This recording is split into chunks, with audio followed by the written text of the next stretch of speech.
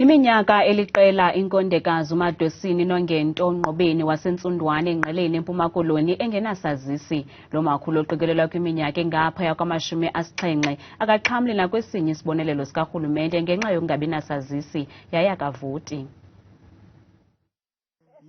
Esi sibini sihlala kula manqugwala amabini eNtsundwane eNgqeleni. Impahla zendlu ngaphakathi zigugile, ibhedi liqonga. Unobangela kukuba ubawo Kimbase Nqobeni urhola indodla yedwa. Owakwakhe osele uluphele uthi zigugile izihlangu, iquqe buyelela kwisebe lezekhaya ukuya kufaka isicelo sesazisi abuye ephaca. Udala igujuzwa lento elibhasi ngoba sinikwa nolindela sibuye nje uthi hayi zisibuye sisi ngigximfisa ukugximfisa ziphumo zozithombo ziphumayo.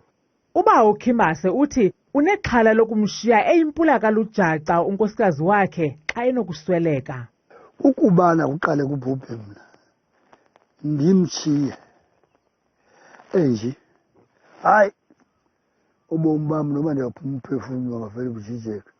Utyhola ngelithi balahlwe kwesinomhlwa ngabasemagunyeni. Ubone umzi udlakadlaka nje befama lo mzi mkhulu akukho nto. Hayi singabantu nje umalahlwa nofele njengehathi.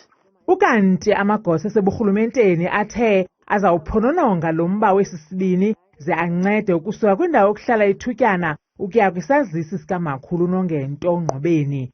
Kwiindaba zethu kuChannel 163 ngokuphathelwa Newsroom Africa, ndinguNtsiki Noyiya eNtsundwane eNgqeleni.